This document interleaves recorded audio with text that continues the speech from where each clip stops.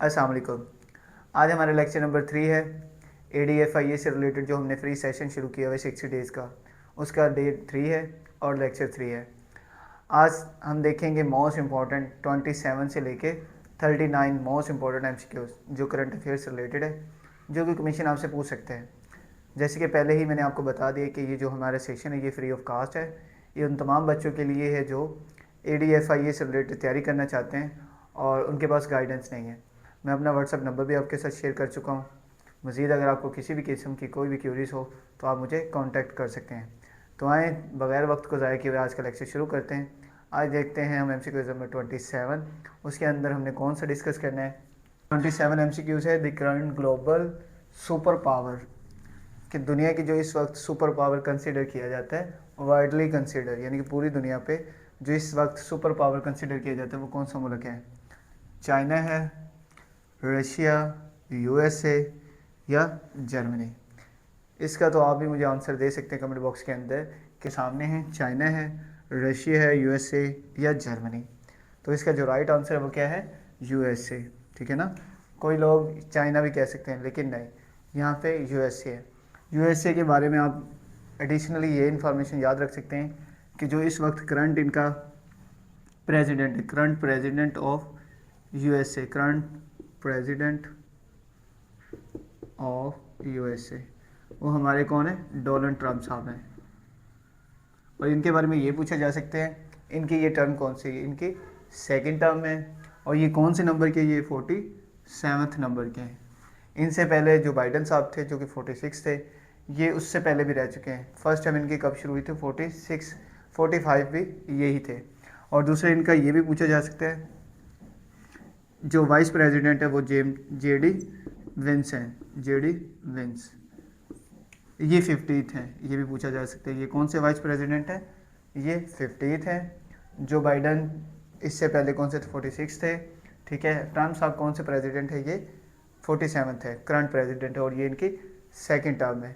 तो ये आपने USA प्लस USA के बारे में अगर हम देखें तो USA के बारे में ये भी कि इसकी टोटल स्टेट्स कितनी हैं, इसकी 50 स्टेट्स हैं। ठीक है ना। अभी करंट कितनी स्टेट्स हैं, 50 है। अब हम देख लेते हैं 28 MCQs वो कौन सा है जो कमीशन हमसे पूछ सकता है। चले आए अब MCQs नंबर 28 है वो देख लेते हैं।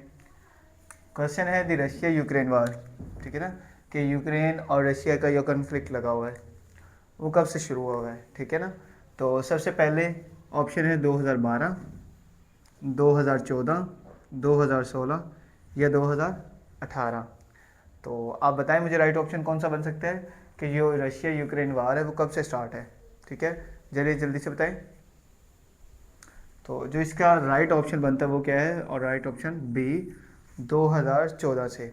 अगर एग्जांपल मैं ये मैप ड्रा करता हूँ, ठीक है ना, तो इसके इस साइड पे, ठीक है ना, ये वाली साइड पे, ये वाली, इसे हम यूक्रेन कहते हैं।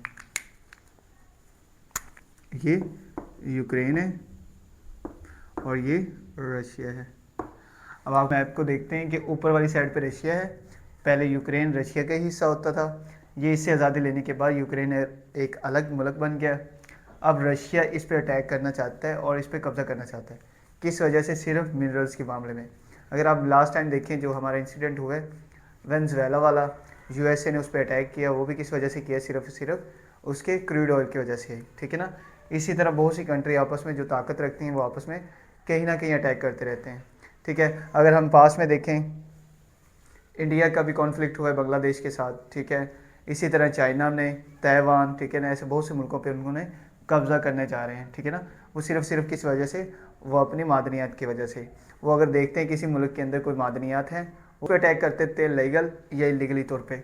तो मेन वजह यही है कि रशिया इस पर यूक्रेन का कॉन्फ्लिक्ट जो शुरू हुआ है ये 2014 से शुरू हुआ है। इसे हम क्रीमिया एनेक्सेशन भी कहते हैं। ठीक है ना, 2014 से। मेन वजह यही है जो मैंने आपको बता दी कि रशिया का यूक्रेन पे अटैक करने का या वार करने का मसला सिर्फ ये है कि वो इससे अपना ये जो इलाका है यूक्रेन वाला, इसे दोबारा अपने कब्ज़े में लेना चाहते ताकि रियल अर्थ मिनरल्स जो यहाँ पे पाए जाते हैं उस पर कब्ज़ा किया जाए। तो ये था हमारा MCQs नंबर 28। अब हम MCQs नंबर 29 देख लेते हैं। अब इसी तरह MCQs नंबर 29 है वो देख लेते हैं। नेटो स्टैंड फॉर, ठीक है ना, जो हम नेटो अक्सर पढ़ते हैं कि नेटो ये, ठीक है। नेटो की स्टैंड फॉर पूछता है कि नेटो का पूरा वर्ल्ड कौन सा है, यानी कि इससे एब्रीवेशन क्या बनता है, ठीक है, इससे क्या मतलब है। पहला ऑप्शन है नॉर्थ अटलांटिक ट्रेटरी ऑर्गेनाइजेशन, दूसरा है northern alliance treaty organisation, third है नेवल अटलांटिक ट्रीटी ऑर्गेनाइजेशन, या फोर्थ है नन ऑफ दिस। तो बहुत बेसिक क्वेश्चन है, कमीशन अक्सर पूछता रहता है रिपीटली, बार बार पूछता है। तो इसका जो राइट आंसर वो बनता है क्या है, जिसका राइट आंसर वो क्या बनता है, वो बनता है नॉर्थ अटलांटिक ट्रीटी ऑर्गेनाइजेशन, ठीक है ना। नॉर्थ अटलांटिक ट्रीटी, नेटो का क्या मतलब, NATO stand for North Atlantic treaty Organisation, ठीक है ना। जैसे कि आपको पता है पूरी दुनिया का सबसे बड़ा जो समंदर है, जो ओशन है, वो कौन सा है, अटलांटिक है। इस वजह से इसका जो नाम पड़ा है वो अटलांटिक ओशन है। और दूसरा अटलांटिक ओशन ही दुनिया का वाहिद ओशन है जिसके थ्रू ज़्यादातर ट्रेड्स होते हैं। तकरीबन आप कह रहे हैं कि 80% जो हमारी ट्रेड्स होती हैं पूरी दुनिया की, वो किसके थ्रू होती है, अटलांटिक ओशन के थ्रू होते हैं, क्योंकि इसमें सबसे ज़्यादा वेव्स बनती हैं। और जिस जगह पे जहाँ पे ओशंस में वेव्स बनती हैं वो ही ज़्यादातर ट्रेड के लिए इस्तेमाल होता है, ठीक है ना। ये बहरी जहाज़ इस पर जो काम करेंगे वो वेव्स की वजह से करेंगे, ठीक है ना। जैसे हमारे पैसिफिक है, पैसिफिक का मतलब होता है साकिन, जो रुकाव। पैसिफिक ओशन के अंदर ज़्यादा वेव्स नहीं बनती, जिसकी वजह से उसे हम ट्रेड के लिए यूज़ कम करते हैं, ठीक है ना। होता है लेकिन कम होता है। लेकिन दुनिया में सबसे ज़्यादा जो ट्रेड के लिए इस्तेमाल होता है वो कौन कौन सा ओशन है, वो अटलांटिक ओशन है। अब हम MCQs नंबर 30 देख लेते हैं। अभी 29 से ही मिलता जुलता है MCQs नंबर 30 है। उसमें वो क्या पूछता है कि हेडक्वार्टर ऑफ नेटो, जो हमारे नेटो अभी हमने पढ़ा है नॉर्थ अटलांटिक ट्रीटी ऑर्गेनाइजेशन है, उसका हेडक्वार्टर कहाँ पे है। तो जो इसका हेडक्वार्टर है वो कहाँ पे है, वो इसका हेडक्वार्टर है ब्रसल्स के अंदर, ठीक है ना। ये भी आपने याद रखना है। और इसके अंदर ये भी पूछा जा सकता है कि जो इसके टोटल मेंबर्स हैं, नेटो के टोटल मेंबर्स कितने, वो 32 हैं, ठीक है ना। और रिसेंटली पूछ ले तो वो कौन सा बनता था, वो स्वीडन है जिसने इसे ज्वाइन किया नेटो को, ठीक है। तो ये इसमें मैं ये आपको बताना भूल गया कि जो नेटो बना है वो कब बना, 1949 को बना, ठीक है। 1949 में भी नेटो बना था, ठीक है। ये किस लिए बना है, इसका मेन मकसद ये है कि जो नॉर्थ वाली साइड पे जितने भी कंट्रीज हैं उनको आपस में मिलाते हैं। नेटो को बनाने का मकसद सिर्फ और सिर्फ ये था कि जो नॉर्थ वाली साइड पे जितने भी कंट्रीज हैं वो आपस में ट्रेड करें। वाली मुल्क हैं, यानी कि नॉर्दर्न, अगर हम मैप को देखते हैं, मैप पे जो नॉर्थ वाली साइड पे जो कंट्रीज़ हैं वो दूसरी कंट्रीज़ के साथ अगर ट्रेड करती है तो उस ट्रेड को बायलैटरल बनाने के लिए, बायलैटरल ट्रेड बनाने के लिए उसे नेटो का नाम दिया। नॉर्थ अटलांटिक ओशन के करीब करीब जितने भी कंट्रीज़ यानी कि लाई करते हैं, उससे रिलेटेड उनके दरमियान जो ट्रेड्स होती हैं वो अटलांटिक ओशन के थ्रू होती थी। इस वजह से इसको नॉर्थ अटलांटिक ट्रेटी ऑर्गेनाइजेशन कहते हैं, ठीक है ना। जो कि कब बनी, 1949 को बनी। टोटल मेंबर कितने, 32 हैं। स्वीडन रिसेंटली ऐड हुआ है और इसका हेडक्वार्टर कहाँ पे है, ब्रसल्स के अंदर है। अब हम नेक्स्ट देख लेते हैं 31। अब इसी तरह MCQs नंबर 31 है, वो देख लेते हैं। क्वेश्चन है ब्रेक्सिट रेफर टू, ठीक है ना। Brexit refer to the exist of, ये कब बना है, exist of from UK to from. अगर ब्रेक्सिट हम कहते हैं कि यूके को कहाँ से निकाला गया, तो ऑप्शन नंबर 1 है नेटो से, यूरोपियन यूनियन से, यूनाइटेड नेशन से, या ओपेक कंट्री से। चलिए आपको थोड़ा सा मैं बताता जाता हूँ। जो नेटो है वो नेटो का तो मैंने आपको बता दी, ये ट्रेड से रिलेटेड है। जितनी भी नॉर्थ वाली साइड पे जितनी भी कंट्रीज़ वो आपस में ट्रेड करते तो उसके लिए ये ऑर्गेनाइजेशन बनाई गई, ठीक है। और जो हमारा यूरोपियन यूनियन है, यूरोपीय यूनियन, जैसे कि हमें पता है कि यूके भी कहाँ पे आता है, यूरोप के अंदर आता है। तो यूके को कहाँ से निकाला गया होगा, यूरोपियन यूनियन से, ठीक है ना। जैसे कि अभी रिसेंटली टोटल जो यूरोपियन कंट्रीज़ है वो कितनी है, 27 है, ठीक है, जिसमें 27 है। अब आप इसमें से मुझे बताएंगे कि कौन सी कितनी कंट्रीज़ हैं यूरो को यूज़ करती है, वो आप मुझे कमेंट बॉक्स के अंदर बताएंगे। इसी तरह जो हमारा यूनाइटेड नेशंस है, यूनाइटेड नेशन से रिलेटेड मैंने लास्ट लेक्चर के अंदर आपको डिस्कस किया था, डिटेल के साथ बताया था। यूनाइटेड नेशंस में टोटल कितनी कंट्री है, 193 हैं। 2 रिज़र्व हैं। रिज़र्व कौन सी, वेटिकन सिटी है, जो पूछा जा सकता है आपसे, अक्सर कमीशन पूछता है। और एक पैलेस्टाइन है, ठीक है। रिज़र्व स्टेट्स का क्या मतलब होता है, वो स्टेट्स जिसको UNO इन फ्यूचर जाके तस्लीम कर सकता है। तो वैसे कितनी 193 हैं, ठीक है ना। और इसी तरह ओपेक कंट्री हम उन्हें कहते हैं जिसके पास पेट्रोलियम हो, जो दुनिया में पेट्रोल को एक्सपोर्ट करती हैं कंट्रीज़, वो कौन से होते हैं, ओपेक होती हैं। तो इसका जो राइट आंसर बनता है वो क्या बनता है, यूरोपियन यूनियन, ठीक है ना, यूके को यूरोप से निकाला गया था, तो उस चीज़ को हम क्या कहते हैं, ब्रेक्सिट। तो अब हम एमसीक्यूज नंबर 32 देख लेते हैं। अब इसी तरह एमसीक्यूज नंबर 32 है, वो देख लेते हैं।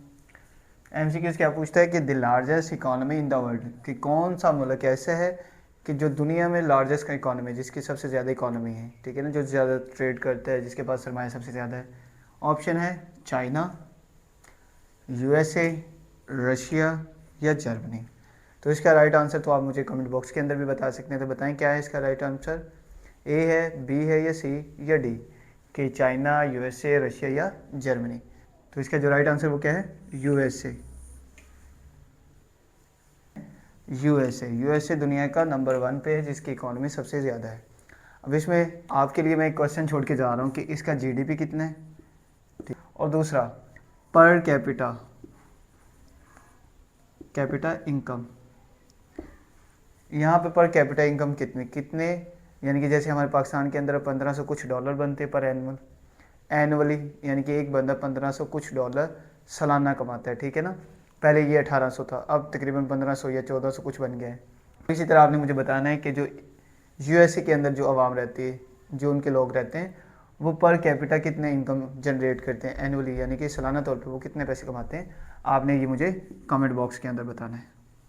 अब हम देख लेते हैं एमसीक्यूज नंबर 33, वो क्या है, चले आए। इसी तरह एमसीक्यूज नंबर 33 है कि ओपेक कंट्रोल, के जो ओपेक है, जैसे कि अभी मैंने बताया, जैसे कि अभी मैंने लास्ट एमसीक्यूज के अंदर डिस्कस किया कि ओपेक क्या है, ऑयल प्रोडक्शन कंपनीज है जो एक्सपोर्ट करते पूरी दुनिया में ऑयल को। तो वो कहते हैं इसका मतलब क्या है, जैसे कि अभी मैंने बता दिया, तो इसका क्या मतलब होगा, ऑप्शन बनता है ऑयल प्रोडक्शंस। ओपेक ऑयल से निकलता है, यानी कि वो कंट्री जो ऑयल को एक्सपोर्ट करते पूरी दुनिया के अंदर। तो थोड़ा सा इसका बैकग्राउंड बताता जाऊँ कि इस वक्त इसमें जो मौजूदा आप कह सकते हो कि जो मेंबर है, फाउंडिंग मेंबर है, वो टोटल कितने हैं, 12 हैं ओपेक के अंदर। ये पूछा जा सकता है आपसे, ठीक है। ये कब बनी, ये 1960 में बनी थी, ठीक है ना। इसके अंदर हमारा Iran, Iraq, Kuwait, UAE, Saudi Arab, ठीक है ना, ऐसे 12 कंट्रीज़ हैं। वेनेजुएला भी इसके अंदर आता है। और जो पूरी दुनिया का 38% ऑयल प्रोडक्शन है, वो यही कंट्री प्रोड्यूस करती है, यानी कि पूरी दुनिया के अंदर जो ऑयल होता है वो 38% इन्हीं कंट्री से मिलता है, यानी कि 12 ग्रुप ऑफ कंट्रीज़ हैं जो मिलके ओपेक कहलाती हैं, ठीक है। ये कब बना, 1960 में बना था, कहाँ पे, बगदाद के अंदर, ठीक है ना, इन बगदाद, ठीक है।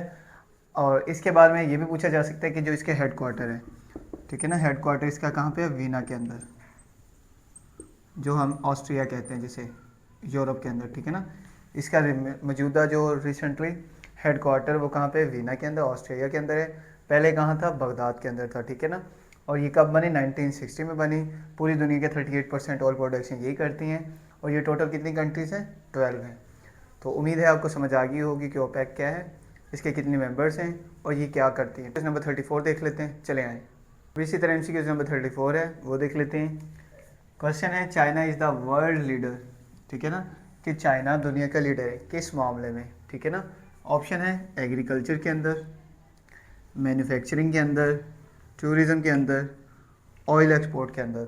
अगर हम थोड़ा सा सोचें कि चाइना, जैसे कि आपको पता है एआई का दौर है, एआई में सबसे ज़्यादा जो इन है किसी भी मामले में, वो क्या है, हमारा चाइना।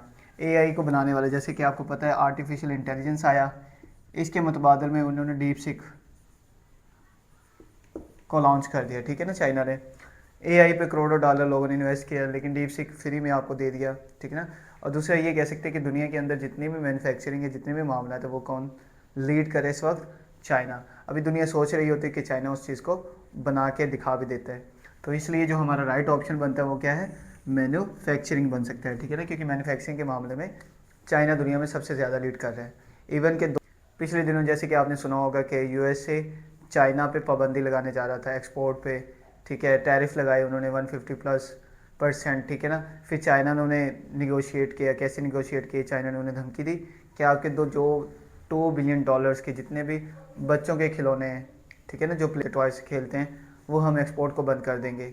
तो इस वजह से उन्हें नॉन निगोशिएट करना पड़ा, और जो वो टैरिफ लगाए थे यूएसए ने पैसे के मामले में, ठीक है ना, तो वो आहिस्ता आहिस्ता उसमें नरमी आई। अब मेरे ख्याल से जो हमारा टैरिफ रह चुका है चाइना के ऊपर, वो तकरीबन 130% है, या शायद उससे भी कम है।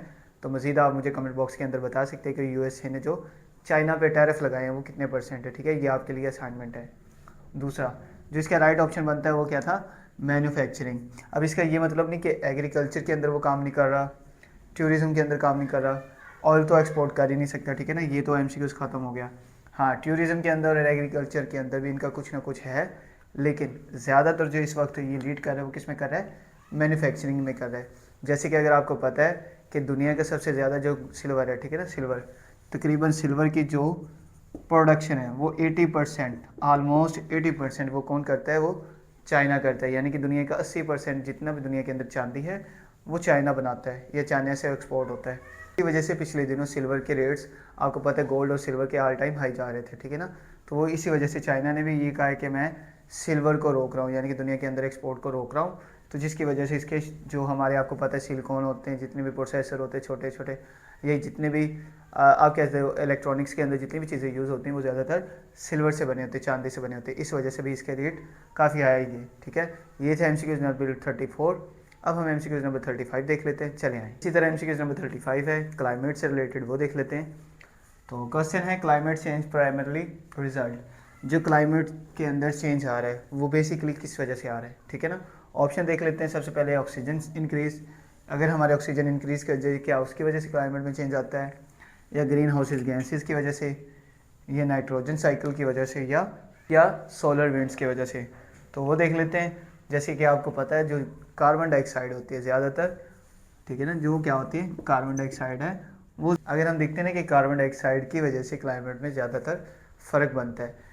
क्लाइमेट के अंदर क्या होता है, अगर हम कार्बन डाइऑक्साइड का अखराज, जैसे कि आपको पता है दुनिया में सबसे ज़्यादा जो कार्बन डाइऑक्साइड को पैदा करने वाला कंट्री है वो कौन सा है, वो चाइना है। चाइना पे जिसकी वजह से काफ़ी मामला भी हुए, लेकिन चाइना ने कार्बन इमिशन से रिलेटेड, जो कि कार्बन को ख़त्म करता है, आबो हवा को साफ़ करता है, उससे रिलेटेड काफ़ी उन्होंने प्रोजेक्ट भी लगाए, लेकिन जो कि कामयाब नहीं हो सके। जैसे कि अभी हमने एक एमसीक्यू देखा है कि दुनिया में जो लीड कर रहे हैं मैन्युफैक्चरिंग के मामले में वो कौन सा कंट्री है, वो चाइना है, ठीक है ना। चाइना जैसे ही मैन्युफैक्चरिंग कैसे होती है, इंडस्ट्रीज़ लगाई जाती हैं बड़ी बड़ी, ठीक है। इंडस्ट्रीज़ में मुख्तलिफ़ किस्म की केमिकल जलते हैं जिसकी वजह से कार्बन डाइऑक्साइड पैदा होता है, और वो कार्बन डाइऑक्साइड हवा के अंदर जाता है, हमारे एटमॉस्फेयर के अंदर। उसकी वजह से हमारे क्लाइमेट चेंज में काफ़ी डिफरेंस आता है, जिसकी वजह से आपने देखा होगा जो कि पहले हमारे यहाँ सर्दियाँ होती थी, विंटर्स, ठीक है, वो तकरीबन 6 माह के होते थे। अब वो शुक्र के कितने रह चुके हैं, 2 से 3 माह के, सिर्फ और सिर्फ 2 से 3 माह की सर्दी रह चुके हैं। बाकी 9 महीने या 10 महीने जो हमारी जो पड़ती है वो सिर्फ और सिर्फ गर्मी पड़ती है। वो किस वजह से है, वो सिर्फ कार्बन डाइऑक्साइड के अखराज की वजह से। और दूसरा आपको ये भी पता होना चाहिए कि जो दुनिया की सबसे बड़ी इंडस्ट्रीज़ होती हैं, ये दुनिया की सबसे बड़ी जो कंट्रीज़ होती हैं वो क्या करती हैं, जो अपनी इंडस्ट्रीज़ को लगाती हैं वो ज़्यादातर दूसरे इलाकों के, जैसे कि अगर हम देखते हैं ना, फॉर एग्ज़ाम्पल ये कोई कंट्री एक्स है, ठीक है ना, इसके ये इर्द गिर्द ये साइडों पे कुछ कंट्रीज़ हैं, वाई, जी, X1, X2 या Y2, ठीक है ना। ये जो अपनी इंडस्ट्री लगाएगी अपने एरिया को छोड़ के लगाएगी, ये कहाँ पे लगाएगी, यहाँ पे लगाएगी, ताकि कल को इफेक्ट बने तो इन कंट्रीज़ को ही इफेक्ट बने। ये तो अपने वो अपना इमिशन वगैरह लगा लेंगे जिसकी वजह से कार्बन डाइऑक्साइड के, हाँ, तो जो एटमॉस्फेयर होगा इनका वो तो साफ़ हो जाएगा, लेकिन वो एटमॉस्फेयर साफ़ होकर कहाँ चला जाएगा, वो साइड वाली कंट्री में चला जाएगा, यहाँ पे, ठीक है ना। जैसे कि पाकिस्तान के साथ आपको पता है कि पाकिस्तान के अंदर दुनिया में सबसे ज़्यादा अगर ग्लेशियर पाए जाते हैं वो पाकिस्तान भी उनके अंदर आता है, जिसकी वजह से हमारे ग्लेशियर्स पिघल रहे हैं। आए दिन 2 साल बाद 3 साल बाद हमारे फ्लड आ जाते हैं। वो मेन वजह सिर्फ क्या है, यही है, ठीक है ना। जैसे कि आपको पता है कि इंडिया ने भी जो ज़्यादातर इंडस्ट्री लगाई हुई है वो हमारे बॉर्डर एरिया के साथ है। इसी तरह जो हमारा चाइना ब्रदर है उन्होंने भी यही किया हुआ है कि जो उनकी इंडस्ट्री है ज़्यादातर वो हमारे वाले साइड पे लगाई हुई, ताकि जो अखराज होगा गैसों का वो दूसरी कंट्री को इफेक्ट करे। इससे रिलेटेड आप डिफरेंट रिसर्च भी पढ़ सकते हो। वर्ल्ड टाइम से उन्होंने भी काफ़ी लिखा हुआ है कि जो डेवलप कंट्रीज़ होती हैं, ठीक है, वो क्या करती हैं, ज़्यादातर जो इंडस्ट्री लगाते हैं वो दूसरी कंट्रीज़ को टारगेट करते हैं, ताकि उन कंट्रीज़ में ही उनके साइड इफ़ेक्ट हो, वो अपने मुल्क को सिक्योर करते हैं। तो इसका जो राइट ऑप्शन बनता है वो क्या बनता है, वो ग्रीन हाउसेज गैसेज होते हैं। कि दुनिया में क्लाइमेट चेंज का सबसे ज़्यादा प्राइमरली जो मेन मसला बनता है वो क्या होता है, ग्रीन हाउस गैसेज होता है, ठीक है ना, जिसके अंदर मीथेन होता है, कार्बन डाइऑक्साइड होता है, और भी बहुत सी होती है, ठीक है ना। ये मेन ऑप्शन इसका क्या बनता है, ग्रीन हाउस गैसेज। अब हम 36 देख लेते हैं, चले आए। चीज़ नंबर 36 है वो देख लेते हैं कि क्वेश्चन है द पेरिस क्लाइमेट एग्रीमेंट, ठीक है ना, कि पेरिस क्लाइमेट एग्रीमेंट कब साइन हुआ। तो जो हमारा पेरिस क्लाइमेट एग्रीमेंट है वो कब साइन हुआ, 2012 में, 2015 में, 2017 में या 2019 के अंदर। तो अगर हम हिस्ट्री देखते हैं कि जो हमारा पेरिस क्लाइमेट एग्रीमेंट है वो कब साइन हुआ है, वो 2015 में हुआ है। अब पेरिस क्लाइमेट एग्रीमेंट क्या है, बेसिकली क्या होता है कि 2015 के अंदर टोटल 196 कंट्रीज़ ये एग्रीमेंट साइन करती हैं कि हम दुनिया के अंदर जो ग्रीन हाउसेस गैसेज है या कार्बन डाइऑक्साइड का अखराज है, ठीक है ना, जो क्लाइमेट को इफ़ेक्ट कर सकता है, उससे रिलेटेड हम कोई एक ऐसी तंजीम बनाते हैं, ऑर्गेनाइजेशन बनाते हैं जो इसे चेक एंड बैलेंस करेगी। अब वो टोटल कंट्री कितनी थी, 196 थी। और उसमें क्या होता है कि उसके अंदर ये मिल के एक आप कह सकते हैं कि मेजरमेंट या एक पैमाना रखते हैं, स्केल रखते हैं कि जो ग्लोबल वार्मिंग होगी या ग्लोबल वार्मिंग होगी वो कितनी होगी, 2 डिग्री सेंटीग्रेड से कम होनी चाहिए, less than pre industrial level की जो कंट्रीज़ होंगी उनके अंदर जो ग्लोबल वार्मिंग यानी कि जहाँ पे आप कह सकते हो कि उनका टेम्परेचर जो इंक्रीज़ करेगा वो लेस देन 2% होना चाहिए, 2 डिग्री सेंटीग्रेड। और प्रेफर का इसके प्रेफर क्या किया गया, उन्होंने प्रेफर किया है कि अगर प्रेफर क्या है कि 1.5 डिग्री सेंटीग्रेड होना चाहिए कम से कम, ठीक है ना, कम से कम कितना हो जाए, ज़्यादा से मैक्सिमम कितना होना चाहिए, 1.5। लेकिन इन्होंने 196 के अंदर 196 कंट्रीज़ ने एक होता है कि 2015 के अंदर 196 कंट्री 196 कंट्री मिलकर ये इनिशिएटिव लेती हैं कि दुनिया के अंदर जो ग्लोबल वार्मिंग इंक्रीज़ हो रही है उसको चेक एंड बैलेंस करने के लिए हम कुछ एक तंजीम बनाते हैं, जिस तंजीम का क्या नाम होता है, पेरिस क्लाइमेट एग्रीमेंट। ये कब साइन होता है, 2015 के अंदर, 2015 के अंदर होता है। टोटल कंट्री कितनी होती है, 196 होती हैं। इसके अंदर क्या बनाया जाता है, वो कहते हैं कि जो हमारी दुनिया के अंदर ग्लोबल वार्मिंग होगी वो लेस देन 2% होनी चाहिए। हम कोशिश करेंगे कि हर 5 साल बाद हम इसे चेक एंड बैलेंस करेंगे, जो प्री इंडस्ट्रियल लेवल होगा वहाँ पे जो ग्लोबल वार्मिंग के टेम्परेचर का इंक्रीज़ होगा वो लेस देन 2% होना चाहिए। प्रेफर यही था कि 1.5% होना चाहिए, ठीक है। इसके लिए उन्होंने नेशनल डिटरमाइन कंट्रीब्यूशन एक आप किया, इसी के अंदर इसके एक ही पॉइंट थे कि हर 5 साल बाद हम इसको चेक एंड बैलेंस करेंगे, ठीक है ना। हर 5 साल बाद हम देखेंगे कि ये 196 कंट्रीज़ के अंदर किस कंट्री ने सबसे ज़्यादा ग्लोबल वार्मिंग का इशू किया है, यानी कि 2% से किस ने अबव ग्लोबल वार्मिंग को प्रोड्यूस किया है, ठीक है ना। ये हर 5 साल बाद थी। क्या होता है, 196 होती कंट्रीज़, अब इसमें कितनी है, 194 कंट्रीज़ हैं, ठीक है ना। क्या होता है इसके अंदर, 2016 के अंदर जो हमारा यूएस होता है, यूनाइटेड स्टेट्स ऑफ अमेरिका, ये एग्जिट मारता है और 2020 के अंदर दोबारा ज्वाइन कर लेता है, ठीक है। फिर क्या होता है 2021 में, अब 2026 में, ठीक है ना, अब 2026 में ये दोबारा से एग्जिट ले गया। अब इसके टोटल जो मेंबर बनते हैं वो कितने हैं, टोटल 194 कंट्रीज हैं इसके अंदर। पेरिस क्लाइमेट एग्रीमेंट का आपको मैंने बता दी कि मेन मकसद, मेन ऑब्जेक्टिव इसका क्या था कि टेम्परेचर को कंट्रोल किया जाए, टेम्परेचर बढ़ रहा है, इंक्रीज़ हो रहा है, उसको कम करने के लिए इसको बनाया गया। तो इसका राइट ऑप्शन क्या था, 2015 तक के पेरिस क्लाइमेट एग्रीमेंट जो बना है वो कब हुआ है, 2015 में हुए।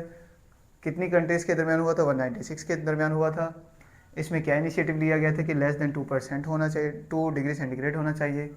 इसके लिए एक NDC जिसे नेशनल डिटरमाइन कंट्रीब्यूशन कहते हैं, उसने एक ग्रुप बनाया गया, NDC ग्रुप बनाया गया, जिसका क्या काम था, हर 5 साल बाद लोगों के यानी कि 196 कंट्रीज़ की प्रोग्रेस को देखे कि किस मुल्क ने सबसे ज़्यादा ग्लोबल वार्मिंग को प्रोड्यूस किया है। तो ये इसका मेन मोटिव था। 37 है वो देख लेते हैं कि the gas most responsible for global warming, कि कौन सी गैस सबसे ज़्यादा रिस्पॉन्सिबल है हमारी ग्लोबल वार्मिंग की वजह से। तो अभी हम करके आए हैं, वो कौन सी है, वो कार्बन डाइऑक्साइड होते हैं। कार्बन डाइऑक्साइड की वजह से दुनिया में टेम्परेचर इंक्रीज़ हो रहा है, जिसकी वजह से आपने देखा होगा क्लाइमेट में डिफरेंस आ रहा है कि जहाँ पे सर्दी 4-5 महीनों की होती थी अब वो 2 महीनों तक आ चुकी है, इन फ्यूचर भी कम होती जाएगी, ठीक है। तो ये एक अलार्मिंग सिचुएशन है। इसकी मेन वजह क्या होती है, कार्बन डाइऑक्साइड का अखराज है, जो कि दुनिया में सबसे ज़्यादा चाइना है जो कार्बन डाइऑक्साइड को प्रोड्यूस करता है। इवन कि अभी हमने पढ़ा है कि पेरिस क्लाइमेट एग्रीमेंट बनाया, ठीक है, उसमें एक शर्त रखी गई थी कि 2 डिग्री सेंटीग्रेड होना चाहिए या इससे भी कम होना चाहिए, कम से कम लेस देन 2 डिग्री सेंटीग्रेड होना चाहिए। लेकिन जो हम देखते हैं कि चाइना का क्या है, 3 डिग्री से लेके 5 डिग्री सेंटीग्रेड तक है, ठीक है ना, जो कि एक अलार्मिंग सिचुएशन है। लेकिन चाइना आपको पता है एक सुपर पावर है, दुनिया में लीड कर रहा है, तो इसको कोई कुछ नहीं कह सकता, ठीक है ना। तो ये था हमारा MCQ नंबर 37। अब हम देख लेते हैं MCQ नंबर 38, चले आए। अब इसी तरह MCQ नंबर 38 है वो देख लेते हैं the world's first artificial satellite, कि दुनिया का सबसे पहला आर्टिफिशियल सैटेलाइट कौन सा था। तो एमसीक्यू देख लेते हैं। सबसे पहले एमसीक्यू से ए है अपोलो, स्पुतनिक 1, वॉयजर्स या लूना। तो इसका आंसर आप मुझे देंगे कमेंट बॉक्स के अंदर, सबसे बताएं। चलें बताएं सबसे पहले कि इसका राइट ऑप्शन क्या बन सकता है, कि जो फर्स्ट आर्टिफिशियल सैटेलाइट था दुनिया का वो कौन सा था। चलें बताएं। तो राइट आंसर इसका क्या है, बी, स्पुतनिक 1, ठीक है ना, स्पुतनिक 1 था। तो हम एमसीक्यू नंबर 39 देख लेते हैं। चले आए। अब इसी तरह हमारा लास्ट एमसीक्यूज़ है 39, वो देख लेते हैं कि 5G टेक्नोलॉजी, जो दुनिया के अंदर 5G टेक्नोलॉजी आ चुकी है, is related to 5G technology का क्या मतलब है। ऑप्शन नंबर 1 है मेडिसन, बी है टेलीकम्युनिकेशन, सी है एग्रीकल्चर और फोर्थ है स्पेस। तो इसका जो राइट आंसर बनता है 5G टेक्नोलॉजी, बेसिकली क्या है, ये टेलीकम्युनिकेशन होती है, ठीक है ना, जो हमें कम्युनिकेट करवाती है एक दूसरे से पूरे वर्ल्ड के साथ। तो ये बेसिकली 5G टेक्नोलॉजी का क्या काम है, ये टेलीकम्युनिकेशन है। तो ये था आज का लेक्चर। उम्मीद है आपके लिए बेनिफिशियल रहा होगा। अगर वीडियो आपको अच्छी लगी है तो लाइक करें, अपने दोस्तों के साथ शेयर कर दें और सब्सक्राइब भी कर दें, क्योंकि ये चैनल आपका है और आपने ही तैयारी करनी है। इंशाल्लाह अगर हम मिलकर तैयारी करेंगे तो ज़रूर कामयाब होंगे। तो मिलते हैं इंशाल्लाह नेक्स्ट लेक्चर में, लेक्चर नंबर 4 में। तब तक के लिए इजाज़त, अल्लाह हाफिज़।